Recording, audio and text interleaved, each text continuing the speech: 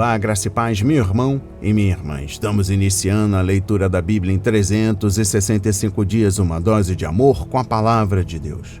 Hoje, no 304º dia, trago para leitura e comentários bíblicos os livros dos profetas Ezequiel, capítulos 2 e 3, Joel, capítulo 2, dos versículos 12 a 32, e o livro do apóstolo Lucas, capítulo 15. Neste momento, você precisa estar de posse de um bloco de anotação, caneta ou lápis. A Bíblia, tão importante quanto a sua leitura diariamente, nos aproxima de Deus, fortalecendo assim a nossa fé e a esperança. Enquanto você prepara o nosso kit de fé, trago uma mensagem rápida. Todos nós temos a necessidade de estarmos em comunhão com Deus diariamente. Comunhão esta, agora, a leitura da Bíblia. Orar, meditar, refletir. A Bíblia Sagrada está cheia de promessas. Precisamos acreditar na palavra de Deus. Alimente a sua fé. A sua palavra tem muito mais força do que as coisas contrárias. Estamos vivendo um tempo em que devemos abrir os olhos. Satanás não está aqui para roubar o seu carro, sua casa, sua roupa, seu apartamento, celular, relógio. Ele vem para roubar agora esta semente, este estudo bíblico, a sua fé e os propósitos que Deus tem para você. Precisamos usar todos os recursos que Deus tem nos dado, incentivar a leitura da Bíblia, estudar. A Bíblia Sagrada nos faz gerar a fé, nos faz ter o alimento, a cura e a restauração. A compreensão da palavra vem através da revelação pelo Espírito Santo. Senhor, revele a compreensão de sua palavra. Jesus Cristo, me dê compreensão de sua palavra hoje e sempre. Em nome de Jesus, amém. E graças a Deus. Se desconecte de tudo e permita que a palavra do Senhor adentre em vossos corações. Vamos para a leitura no livro do profeta Ezequiel, capítulos 2 e capítulo 3. O chamado de Ezequiel. Esta voz me disse: Filho do homem, fique em pé e falarei com você. Enquanto falava comigo, o Espírito entrou em mim e me fez ficar em pé. E ouvi aquele que falava comigo. Ele me disse: Filho do homem, eu vou enviá-lo aos filhos de Israel, às nações rebeldes que se rebelaram contra mim. Eles e os pais deles se revoltaram contra mim até precisamente o dia de hoje. Os filhos têm a mente fechada e o coração endurecido. Eu vou enviá-lo até eles e você lhes dirá: Assim diz o Senhor Deus. Eles quer ouçam, quer deixem de ouvir, porque são casa rebelde, saberão que um profeta esteve no meio deles. Você, filho do homem, não tenha medo deles, nem do que eles disserem. Mesmo que você esteja entre sarças e espinhos e more com escorpiões, não tenha medo do que eles disserem, nem se assuste com o rosto deles, porque são casa rebelde. Você lhes dirá as minhas palavras, quer ouçam, quer deixem de ouvir, pois são rebeldes. Você, filho do homem, ouça o que eu lhe digo. Não seja rebelde como essa gente. Abra a boca e coma o que eu vou lhe dar. Então olhei, e eis que certa mão se estendia para mim, e nela se achava o rolo de um livro. Ela o desenrolou diante de mim e estava escrito por dentro e por fora. No rolo estavam escritas lamentações, gemidos e ais. Ainda me disse: Filho do homem, coma o que está aí diante de você. Coma esse rolo, depois vá falar à casa de Israel.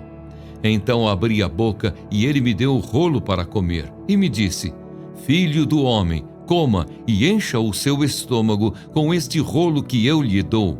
Eu o comi e na minha boca era doce como o mel. A missão do profeta. Disse-me ainda: Filho do homem, vá à casa de Israel e diga-lhe as minhas palavras, porque você não está sendo enviado a um povo de fala obscura, nem de língua difícil, mas à casa de Israel. Você não está sendo enviado a muitos povos de fala obscura e de língua difícil, cujas palavras você não poderia entender. Se eu o enviasse a esses povos, eles certamente dariam ouvidos a você. Mas a casa de Israel não vai querer dar ouvidos a você, porque não quer dar ouvidos a mim. Pois toda a casa de Israel tem o coração fechado e a mente endurecida. Eis que endureci o seu rosto contra o rosto deles, e endureci a sua fronte contra a fronte deles. Tornei a sua fronte mais dura do que a rocha, como o diamante. Portanto, não tenha medo deles, nem se assuste com o rosto deles, porque são casa rebelde. Ainda me disse mais: Filho do homem, guarde em seu coração todas as minhas palavras que eu lhe falar e ouça-as com muita atenção. Vá falar com os exilados, os filhos do seu povo, e quer ouçam, quer deixem de ouvir, fale com eles e diga-lhes: assim diz o Senhor Deus. Então o Espírito me levantou e ouvi atrás de mim a voz de um grande estrondo que, levantando-se do seu lugar, dizia: Bendita seja a glória do Senhor. Ouvi o ruído das asas dos seres viventes que tocavam umas nas outras, e o barulho das rodas juntamente com eles, e o som de um grande estrondo. Então o Espírito me levantou e me levou. Eu fui amargurado no furor do meu espírito, e a mão do Senhor se fez forte sobre mim. Então fui até o Abibe aos exilados que habitavam junto ao rio Quebar, e durante 7 dias assentei-me ali, perplexo, no meio deles. O atalaia de Israel. Depois dos 7 dias, a palavra do Senhor veio a mim, dizendo: Filho do homem, eu o coloquei como atalaia sobre a casa de Israel. Você ouvirá a palavra da minha boca e lhes dará aviso da minha parte. Quando eu disser ao ímpio: você certamente morrerá, e você não o avisar e nada disser para o advertir do seu mau caminho, para lhe salvar a vida, esse ímpio morrerá na sua maldade, mas você será responsável pela morte dele. Mas se você avisar o ímpio e ele não se converter da sua maldade e do seu mau caminho, ele morrerá na sua maldade, mas você terá salvo a sua vida. Também quando o justo se desviar da sua justiça e fizer maldade, e eu puser diante dele um tropeço, ele morrerá. Visto que você não o avisou, ele morrerá no seu pecado, e os atos de justiça que ele havia praticado não serão lembrados, e você será responsável pela morte dele. No entanto, se você avisar o justo para que não peque e ele não pecar, certamente viverá, porque foi avisado, e você terá salvo a sua vida. A mão do Senhor veio sobre mim, e ele me disse: levante-se e vá para o vale, onde falarei com você. Levantei-me e fui para o vale, e eis que a glória do Senhor estava ali, como a glória que eu tinha visto junto ao rio Quebar, e caí com o rosto em terra.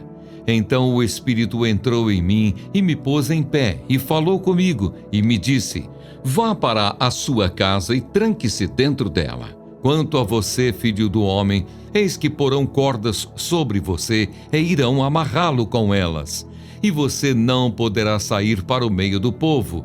Farei com que a sua língua se apegue ao céu da boca, e você ficará mudo e incapaz de os repreender, porque são casa rebelde.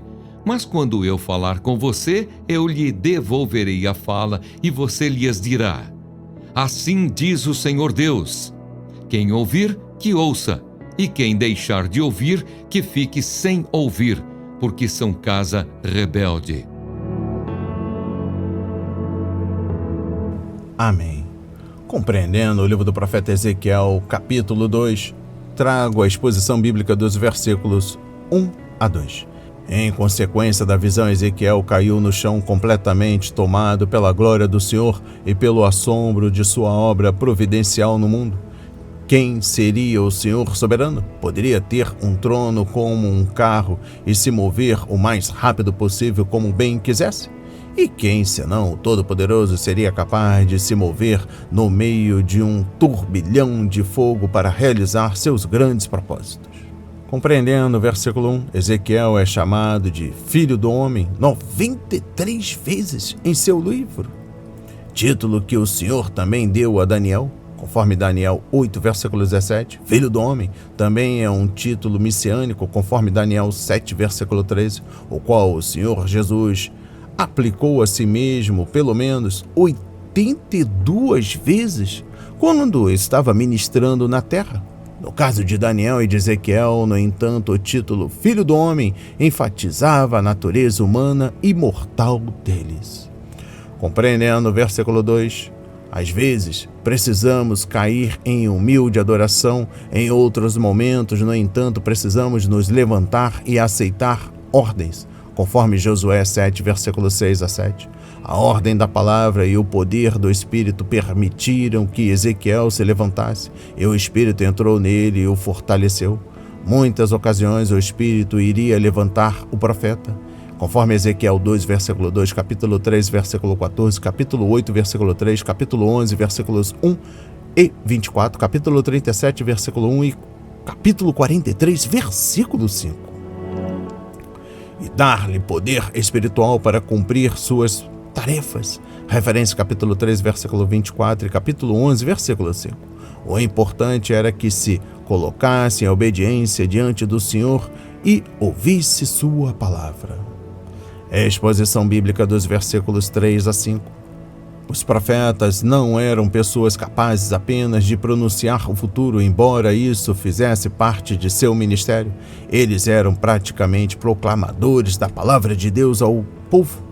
Às vezes, eles entregavam uma mensagem de juízo, mas, normalmente, tal mensagem vinha acompanhada de palavras de esperança e de perdão. Os judeus precisavam ouvir as mensagens de Ezequiel, porque eram rebeldes, obstinados e duros de coração. Exposição bíblica dos versículos 6 a 7. Por 3 vezes no versículo 6, o Senhor advertiu o profeta de não ter medo das pessoas. Ele repetiu isso mais uma vez no capítulo 3, versículo 9. Deus havia feito uma advertência similar a Jeremias, conforme Jeremias 1, versículo 8, e Jesus fez a mesma advertência aos seus discípulos, referência a Mateus 10, versículo 26, versículo 28 e versículo 31. Compreendendo o versículo 8, como o sacerdote Ezequiel sabia que as escrituras hebraicas descreviam a palavra de Deus como um alimento para ser recebido dentro do coração e dirigido interiormente, Jó valorizava a palavra de Deus mais do que seu pão de cada dia, referência a Jó 23, versículo 12. E Moisés advertiu os judeus que viveram na palavra, bem como o pão maná que o Senhor provia diretamente. Referência a Deuteronômio 8, versículo 23, e também encontramos em Mateus 4, versículo 4. O profeta Jeremias comeu a palavra de Deus, conforme Jeremias 15, versículo 16. E o mesmo fez o apóstolo João, referência a Apocalipse 10, versículos 8 a 10. Os profetas de Deus devem falar palavras que vêm do coração, do contrário de suas mensagens não serão autênticas. Compreendendo o versículo 10, se Ezequiel tivesse ouvido a descrição da insensibilidade de seu povo antes de ter a visão da glória de Deus, talvez tivesse tido dificuldade para aceitar o chamado do Senhor, mas, tendo visto o trono glorioso do Senhor soberano, o profeta soube que tinha toda a ajuda necessária para obedecer à vontade de Deus. A única motivação que nunca falha é trazer tudo para a glória de Deus. Compreendendo o capítulo 3 do livro do profeta Ezequiel, exposição bíblica dos versículos 4 a 27, acima de qualquer coisa o povo precisava ouvir a palavra do Senhor. Ainda antes da queda da nação, Jeremias advertiu o povo de não ouvir os falsos profetas, mas nem os líderes nem as pessoas obedeciam. Referência a Jeremias 5, versículos 30 a 31, capítulo 6, versículo 14, capítulo 7, versículo 8, e capítulo 8, versículo 10. Exposição bíblica dos versículos 10 a 15. Ezequiel estava junto ao rio Quebar quando teve a visão e ouviu a palavra de Deus, conforme capítulo 1, versículo 3. Agora, contudo, ele recebeu ordem de se juntar aos outros exilados em um lugar chamado Tel Abib. Esse lugar nunca foi devidamente localizado, mas não ficava no mesmo lugar onde hoje está a cidade de Tel Aviv, importante centro urbano do moderno Estado de Israel. Compreendendo o versículo 12. Quando o Espírito começou a trabalhar, Ezequiel ouviu às suas costas vários sons. O roçar das asas dos seres viventes, o som das rodas e um forte estrondo, como um terremoto. Ele sabia que o trono glorioso de Deus estava se movendo e que o Senhor estava cumprindo seus propósitos. Compreendendo o versículo 15, enquanto estava sentado com o povo, atônito com o que o Senhor lhe havia dito e feito, Ezequiel percebeu a gravidade de seu chamado e entendeu como era a grande responsabilidade que Deus havia colocado sobre seus ombros. É bom que o servo do Senhor esteja no meio do seu povo. Chore com os que choram e se alegre com os que se alegram, pois assim pode ministrar melhor na vida deles, uma vez que conhece o coração do povo e sente sua dor. A simples proclamação da mensagem de Deus não é suficiente. Devemos também procurar ter o coração generoso do Senhor. Exposição bíblica dos versículos 16 a 21. As sentinelas nos muros eram importantes para a segurança da cidade. Essa imagem aparece com frequência nas Escrituras. Referência a Salmos 127, versículo 1, capítulo 130, versículo 6, Isaías 21, versículos 11 a 12, capítulo 56, versículo 10, capítulo 62, versículo 6, Jeremias 6, versículo 17, Hebreus 13, versículo 11. A ênfase aqui está no juízo, enquanto no capítulo 33 está na esperança. Contudo, a mensagem é a mesma. O profeta deve ser fiel ao advertir o povo acerca do juízo, e as pessoas devem prestar atenção na advertência e se afastar de seus pecados. Compreendendo o versículo 19, Ezequiel é o profeta da responsabilidade humana. Alguns dos cativos culpavam Deus por sua triste sorte, enquanto outros culpavam seus antepassados. O profeta deixou claro que cada indivíduo é responsável diante de Deus e deve prestar contas a ele, conforme capítulo 18. Exposição bíblica dos versículos 20 a 21. A responsabilidade pessoal é a chave aqui, tanto da sentinela como do povo. Se os judeus sob a antiga aliança deveriam prestar contas de suas ações, muito mais responsáveis são os cristãos hoje. Afinal, eles não têm a Bíblia completa, a habitação do Espírito Santo e a revelação de Deus por meio de Jesus Cristo. Depois dê uma lida em Hebreus 12, versículos 12 a 28. Exposição bíblica dos versículos 21 a 22, provavelmente não há ruptura entre estes dois versículos. Ezequiel foi até o povo e deu-lhe o aviso de Deus, mas o povo não quis ouvir. O Senhor disse ao profeta para deixar o ajuntamento próximo ao rio e ir para a planície a fim de receber nova série de instruções. O que você faz quando as pessoas fecham os ouvidos para a palavra de Deus? O Senhor certamente poderia tê-las julgado pela impiedade delas, mas, em sua graça, Ele lhes deu outras oportunidades para ouvir sua palavra de salvação. A exposição bíblica dos versículos 22 a 27, Ezequiel não apenas falou a palavra de Deus para o povo, mas também viveu diante das pessoas de tal forma que elas viram a mensagem do Senhor representada diante dos próprios olhos. Você verá o profeta dando 12 sermões práticos para transmitir a verdade de Deus ao povo, que estava ficando cada vez mais surdo para a voz de Deus. Exposição bíblica dos versículos 24 a 27. A palavra de Deus talvez não tenha penetrado no coração do povo, mas a glória do Senhor e o Espírito de Deus ainda estavam com o seu servo.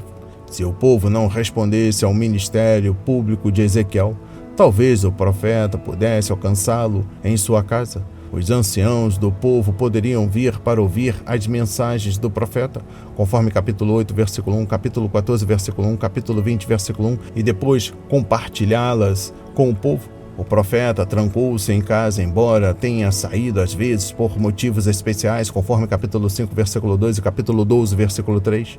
E ele nunca falou, a menos que tivesse uma mensagem do Senhor. Quando chegou a notícia da destruição de Jerusalém, esta ordem de silêncio foi removida e ele pôde falar com as outras pessoas. Referência capítulo 24, versículos 25 a 27, capítulo 33, versículos 21 a 22. Compreendendo o versículo 25, a expressão "você será amarrado com cordas" provavelmente seja uma declaração metafórica, porque não encontramos evidência alguma de que Ezequiel estivesse literalmente preso e forçado a permanecer em casa. Como vimos, ele saiu de casa, conforme capítulo 5, versículo 2 e capítulo 12, versículo 3, e ninguém o impediu. É que os judeus amarraram Ezequiel no sentido de que os pecados dele fizeram com que o profeta tivesse de ficar recolhido, em silêncio, até que Deus lhe desse uma mensagem. A atitude das pessoas não era de oposição combativa, mas sim de indiferença passiva. Daí a necessidade de Ezequiel usar os sermões práticos para obter a atenção do povo. E eu encerro a compreensão do livro do profeta Ezequiel, capítulo 3, trago o versículo 27. O silêncio de Ezequiel era um sinal para os judeus de que a palavra de Deus não deveria ser tratada como algo comum ou de modo leviano, como se fosse uma conversa trivial do dia a dia. Quando Deus fala, é melhor ouvirmos e obedecermos. Quem quiser ouvir, ouça. É uma expressão comum e importante nas Escrituras porque indica que temos a responsabilidade de prestar atenção na palavra de Deus, valorizar o que ele diz, meditar em suas palavras e obedecer a elas. Vamos para a leitura no livro do profeta Joel, capítulo 2, dos versículos 12 a 32.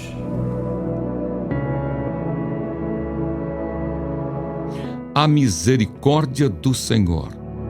Ainda assim, agora mesmo, diz o Senhor, convertam-se a mim de todo o coração, com jejuns, com choro e com pranto.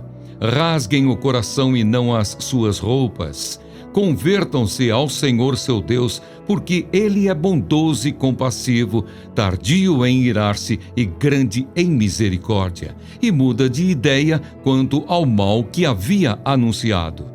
Quem sabe se ele não se voltará e mudará de ideia e, ao passar, deixe uma bênção, para que vocês possam trazer ofertas de cereais e libações ao Senhor, seu Deus?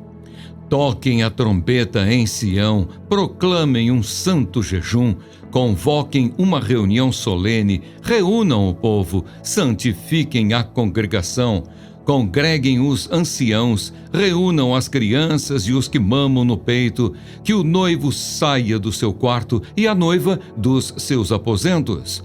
Que os sacerdotes, ministros do Senhor, chorem entre o pórtico e o altar e orem. Poupa o teu povo, ó Senhor, e não faças da tua herança um objeto de deboche e de zombaria entre as nações. Porque hão de dizer entre os povos, onde está o Deus deles?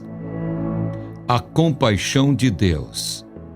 Então o Senhor teve grande amor pela sua terra e se compadeceu do seu povo. O Senhor respondeu ao seu povo, eis que lhes envio o cereal, o vinho e o azeite, e vocês ficarão satisfeitos. Nunca mais farei de vocês motivo de zombaria entre as nações. Mas o invasor que vem do norte, eu o removerei para longe de vocês, e o lançarei para uma terra seca e deserta. Lançarei a sua vanguarda para o mar oriental, e a sua retaguarda para o mar ocidental. Subirá o seu mau cheiro e subirá a sua podridão, porque agiu poderosamente. Não tenha medo, a terra, alegre-se e exulte, porque o Senhor faz grandes coisas. Não tenham medo, animais selvagens, porque os pastos do deserto reverdecerão, porque as árvores darão os seus frutos, as figueiras e as videiras produzirão com vigor. Filhos de Sião, alegrem-se e exultem no Senhor seu Deus, porque Ele lhes dará as chuvas em justa medida. Fará descer como no passado as primeiras e as últimas chuvas. As eiras se encherão de trigo e os lagares transbordarão de vinho e de azeite. Restituirei os anos que foram consumidos pelos gafanhotos, o migrador, o devorador e o destruidor, o meu grande exército que enviei contra vocês. Vocês terão comida em abundância e ficarão satisfeitos, e louvarão o nome do Senhor seu Deus, que fez maravilhas em favor de vocês. E nunca mais o meu povo será envergonhado. Vocês saberão que eu estou no meio de Israel e que eu sou o Senhor, o Deus de vocês, e que não há outro. E nunca mais o meu povo será envergonhado. A promessa do derramamento do Espírito. E acontecerá depois disso que derramarei o meu Espírito sobre toda a humanidade. Os filhos e as filhas de vocês profetizarão, os seus velhos sonharão e os seus jovens terão visões. Até sobre os servos e sobre as servas derramarei o meu Espírito naqueles dias. Mostrarei prodígios no céu e na terra, sangue, fogo e colunas de fumaça. O sol se transformará em trevas e a lua em sangue antes que venha o grande e terrível dia do Senhor. E acontecerá que todo aquele que invocar o nome do Senhor será salvo, porque no monte Sião e em Jerusalém estarão os que forem salvos, como o Senhor prometeu, e entre os sobreviventes aqueles que o Senhor chamar.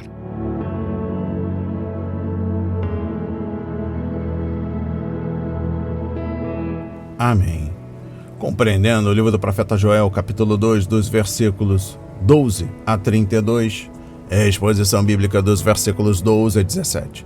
A ordem interna para que os judeus rasgassem o coração, conforme versículo 13, é contrastada com a ação externa e possivelmente superficial de vestes se rasgando, conforme versículo 13. Mais uma vez, Joel estava convocando uma assembleia solene na qual o povo de Deus deveria se arrepender de seus pecados e buscar a ajuda do Senhor.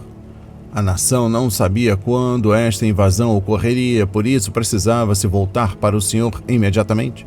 Mas Israel precisava ser sincero. Podemos facilmente participar de uma cerimônia religiosa, chorar e lamentar, contudo, confessar com humildade nossos pecados e apresentar a Deus um coração arrependido é coisa bem diferente do que a simples manifestação de piedade. Exposição bíblica dos versículos 15 a 17. Todo o povo deveria se reunir e depois se voltar para o Senhor. Isso incluía adultos, anciãos, jovens, bebês que mamavam no peito e sacerdotes, até mesmo os recém-casados que, segundo a lei, não deveriam ser incomodados durante o primeiro ano de casamento, nem mesmo em caso de guerra. Conforme Deuteronômio 24, versículo 5, deveriam ser convocados. Compreendendo o versículo 17, o profeta até fez uma oração para ser usada que apresenta duas razões pelas quais Deus deveria libertá-los. Primeiro, os privilégios de Israel na aliança com a herança do Senhor. E segundo, a glória do nome de Deus diante das outras nações. Joel estava apelando a um precedente da história do povo. Moisés usou esses mesmos argumentos quando intercedeu pelo povo. Referência Êxodo 32, versículos 11 a 13, capítulo 33, versículos 12 a 23. No deserto. Exposição bíblica dos versículos 18 a 27. Em seguida, Joel olhou para além da invasão e viu o tempo em que Deus curaria sua terra e restauraria suas bênçãos para o seu povo. Assim como o Senhor havia soprado os gafanhotos para as profundezas do Mar Morto e do Mediterrâneo, ele expulsaria da terra o exército invasor. Em uma noite, Deus matou 185 mil soldados assírios e Senaqueribe voltou para casa como um rei derrotado. Referência Isaías 37, versículos 36 a 38. Compreendendo o versículo 23, sem a chuva temporã que ocorria entre março e abril e a chuva seródia, normalmente em outubro e novembro, a terra não teria condições de dar suas colheitas. Por isso, uma das maneiras pelas quais Deus disciplinaria seu povo seria cortando a chuva, conforme Deuteronômio 11, versículos 3 a 17. Contudo, o Senhor prometeu dar colheitas tão grandes que iriam mais do que compensar tudo o que o povo havia perdido durante a praga de gafanhotos e a seca. Vou compensá-los pelos anos de colheitas que os gafanhotos destruíram. o gafanhoto peregrino, o gafanhoto devastador, o gafanhoto devorador e o gafanhoto cortador. Referência a Joel 2, versículo 25. Sim, o Senhor dá a sua palavra de promessa para todos os que se voltam para Ele com coração sincero e quebrantado. Exposição bíblica dos versículos 29 a 31. Naqueles dias começou com o ministério de Cristo na terra, conforme Hebreus 1, versículo 2, e terminará com o dia do Senhor, período de julgamento de todo o mundo, que também é chamado de angústia ou tribulação, referência a Mateus 24, versículos 21 e 29. Ou ainda tempo de angústia para Jacó, referência a Jeremias 30, versículo 7. E eu encerro a compreensão do livro do profeta Joel, capítulo 2, dos versículos 12 a 32, trago o versículo 32. Em se tratando de Israel, os últimos dias irão incluir tanto a tribulação como a exaltação, referência a Isaías 2, versículos 1 a 5, Miqueias 4, versículos 1 a 15. Será um tempo de angústia seguida por uma época de triunfo e de glória. No que diz respeito à igreja, os últimos dias implicam tempos perigosos de apostasia em seu seio e de oposição satânica no mundo. Referência a 1 Timóteo capítulo 4, versículos 1 a 15. 2 Timóteo, capítulo 3, versículos 1 a 8, e 2 de Pedro, capítulo 3, versículos 1 a 9, e também 1 de João, capítulo 2, versículos 18 a 23, e Judas 18 e 19. Muitos cristãos acreditam que, durante os últimos dias de provação, o Senhor enviará um grande mover de seu Espírito, e muitos pecadores irão se voltar para o Senhor antes de ser anunciado o terrível dia do Senhor. Vamos para a leitura no livro do apóstolo Lucas, capítulo 15.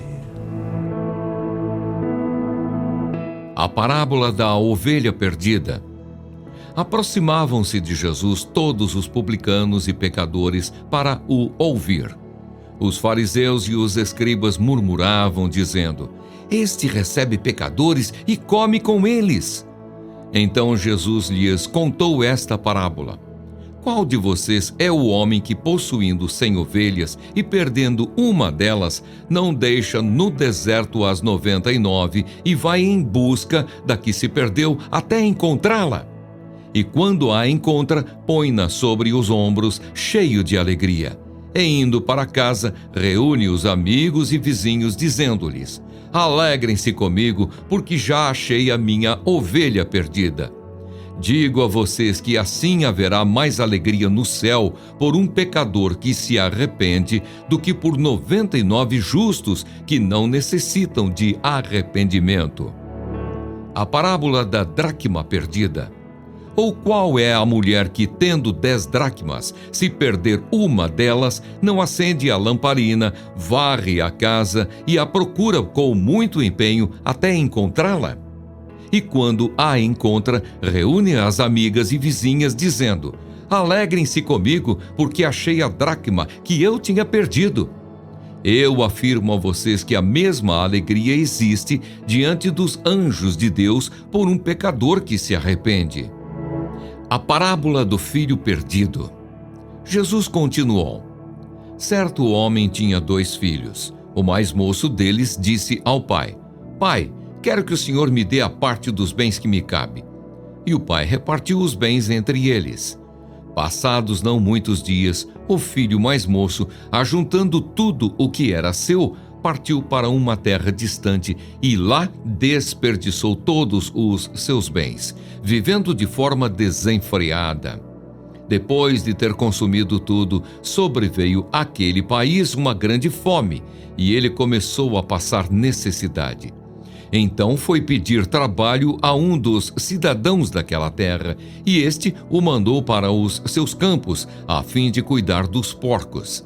Ali ele desejava alimentar-se das alfarrobas que os porcos comiam, mas ninguém lhe dava nada. Então, caindo em si, disse: Quantos trabalhadores de meu pai têm pão com fartura, e eu aqui estou morrendo de fome. Vou me arrumar, voltar para o meu pai e lhe dizer: Pai, pequei contra Deus e diante do Senhor, já não sou digno de ser chamado de seu filho. trate-me como um dos seus trabalhadores. E arrumando-se, foi para o seu pai.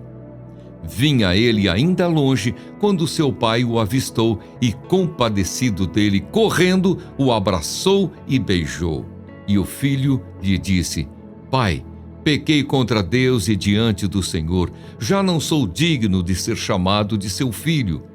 O pai, porém, disse aos servos: Tragam depressa a melhor roupa e vistam nele. Ponham um anel no dedo dele e sandálias nos pés. Tragam e matem o bezerro gordo. Vamos comer e festejar, porque este meu filho estava morto e reviveu. Estava perdido e foi achado. E começaram a festejar. Ora, o filho mais velho estava no campo. Quando voltava, ao aproximar-se da casa, ouviu a música e as danças. Chamou um dos empregados e perguntou o que era aquilo. E ele informou. O seu irmão voltou e, por tê-lo recuperado com saúde, o seu pai mandou matar o bezerro gordo. O filho mais velho se indignou e não queria entrar. Saindo, porém, o pai procurava convencê-lo a entrar. Mas ele respondeu ao seu pai: Faz tantos anos que sirvo o Senhor e nunca transgredi um mandamento seu. Mas o Senhor nunca me deu um cabrito sequer para fazer uma festa com os meus amigos. Mas quando veio esse seu filho, que sumiu com os bens do Senhor, gastando tudo com prostitutas, o Senhor mandou matar o bezerro gordo para ele. Então o pai respondeu: Meu filho, você está sempre comigo. Tudo o que eu tenho é seu. Mas era preciso festejar e alegrar-se, porque este seu irmão estava morto e reviveu, estava perdido e foi achado. Amém. Compreendendo o livro do apóstolo Lucas, capítulo 15. 3 palavras sintetizam a mensagem neste capítulo: perda, encontro e regozijo. Jesus contou essas parábolas para responder às acusações de fariseus e escribas que estavam escandalizados com as suas atitudes. Eles já achavam ruim o bastante o mestre receber e ensinar indivíduos que consideravam indignos. Pior ainda era ele comer na companhia daquela gente. Os líderes religiosos judeus não entendiam que o Filho do Homem veio buscar e salvar os que estavam perdidos, conforme capítulo 19, versículo 10. Ainda mais, eles estavam cegos para o fato de que eles mesmos estavam perdidos. Além disso, este capítulo deixa claro que há uma mensagem de salvação. Deus convida e perdoa os pecadores arrependidos. Exposição bíblica dos versículos 1 a 10. Essas 2 parábolas nos ajudam a entender um pouco o significado de estar perdido. Para começar, significa estar fora do lugar. A ovelha pertence ao rebanho, moedas pertencem à bolsa e pecadores perdidos pertencem à comunhão com Deus. Mas estar perdido significa também ser inútil. Uma ovelha perdida não tem valor nenhum para o pastor. Da mesma forma, uma moeda perdida não acrescenta nada ao seu dono, e um pecador perdido não pode experimentar o enriquecimento pleno que Deus tem para ele em Jesus Cristo. Compreendendo o versículo 10, é fácil para nós hoje ler essas 2 parábolas e receber sua mensagem, mas as pessoas que a ouviram pela primeira vez provavelmente ficaram chocadas. Afinal, Jesus estava dizendo que Deus busca os pecadores perdidos. Não há dúvida de que escribas e fariseus ficaram ofendidos, pois não havia lugar para um Deus assim na teologia legalista que professavam. Eles esqueceram que Deus procurou Adão e Eva quando o primeiro casal acabara de pecar e se escondera dele, conforme Gênesis 3, versículos 8 a 9. A despeito de seu suposto conhecimento das Escrituras, escribas e fariseus esqueceram que Deus era como um pai que se compadece dos filhos desobedientes. Referência a Salmos 103, versículos 8 a 14. Compreendendo o versículo 13, o lugar que Jesus chama de região distante não é necessariamente o lugar longínquo para o qual viajamos, pois essa região distante existe, primeiramente, em nosso coração. O filho mais novo sonhava em desfrutar sua liberdade longe do lar, do pai e do irmão mais velho. Se a ovelha se perdera por tolice e a moeda foi perdida devido a um descuido, o filho se fora por vontade própria. Ele queria trilhar seu caminho e se rebelou contra o pai, partindo-lhe o coração. Compreendendo o versículo 17, o jovem mudou de ideia sobre si mesmo e sobre sua situação. Admitindo que era um pecador, ele confessou que o pai era um homem generoso e que o serviço em casa era muito melhor do que a liberdade que tivera naquelas terras longínquas. É a bondade de Deus e não apenas nossa maldade que nos leva ao arrependimento, referência a Romanos 2, versículo 4. Se o filho pensasse apenas em si mesmo, em sua fome, na saudade ou na solidão, teria perdido a esperança, mas sua circunstância dolorosa o ajudou a ver seu pai de uma nova maneira, e isso lhe trouxe esperança.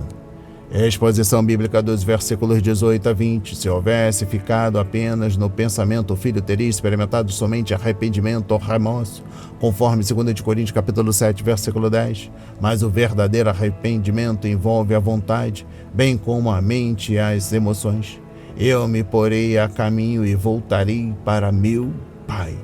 E lhe direi: nossas resoluções podem ser nobres, mas se não agirmos de acordo com elas, jamais trarão qualquer benefício permanente. Se o arrependimento é verdadeiramente obra de Deus, conforme Atos 11, versículo 18, então o pecador vai obedecer a Deus e depositar sua fé na salvação em Jesus Cristo. Referência Atos 20, versículo 21.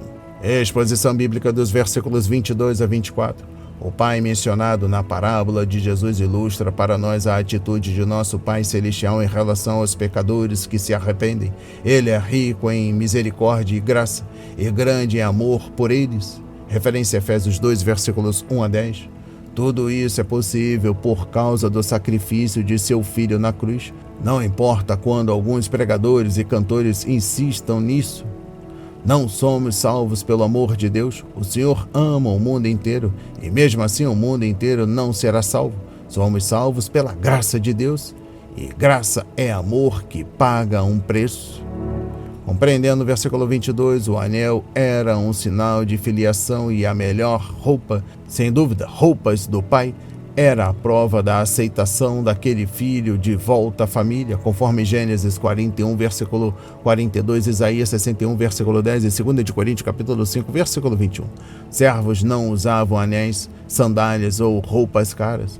A festa era uma forma que o pai tinha de demonstrar sua alegria e compartilhá-la com os outros.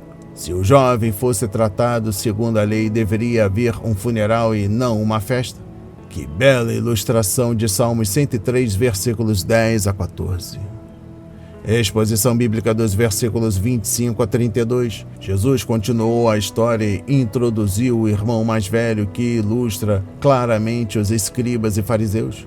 Os publicanos e pecadores eram culpados dos pecados óbvios da carne, mas os fariseus e os escribas eram culpados de pecados do espírito, conforme 2 Coríntios capítulo 7, versículo 1. Suas ações externas podiam ser irrepreensíveis, mas suas atitudes do coração eram abomináveis. Referência a Mateus 23, versículos 25 a 28. Exposição bíblica dos versículos 31 a 32. O mesmo pai que correu ao encontro do filho pródigo saiu da casa do banquete para aplacar a indignação do filho mais velho. Como nosso pai é gracioso e condescendente, e como ele é paciente com nossas fraquezas. O pai explicou que sempre estivera disposto a dar uma festa para o filho mais velho e seus amigos, mas aquele rapaz nunca lhe havia pedido tal coisa. Além disso, desde a divisão da propriedade, tudo era do irmão mais velho e ele podia usá-la como quisesse. E eu encerro a leitura da Bíblia em 365 dias e também da compreensão do livro Apóstolo Lucas, capítulo 15, trago o versículo 32. Nesse capítulo, todos experimentaram alegria com o ocorrido, exceto o irmão mais velho. O pastor, a mulher e os amigos de ambos experimentaram a alegria de encontrar aquilo que estava perdido. O filho mais novo alegrou-se por voltar e ser recebido por um pai amoroso e gracioso. O pai, por sua vez, experimentou a alegria de receber o filho de volta são e salvo. Porém, o irmão mais velho não iria perdoar seu irmão, por isso ele não se alegrou. Bem que poderia se arrepender da atitude e entrar na festa, mas se recusou a fazer isso e acabou por ficar de fora e sofrer. As palavras de hoje foram semeadas para as nossas vidas, para a honra e a glória do Senhor. Receba este alimento diário, não hesite, compartilhe. Deus está interessado na minha e na sua dor. Que Deus nos abençoe abundantemente.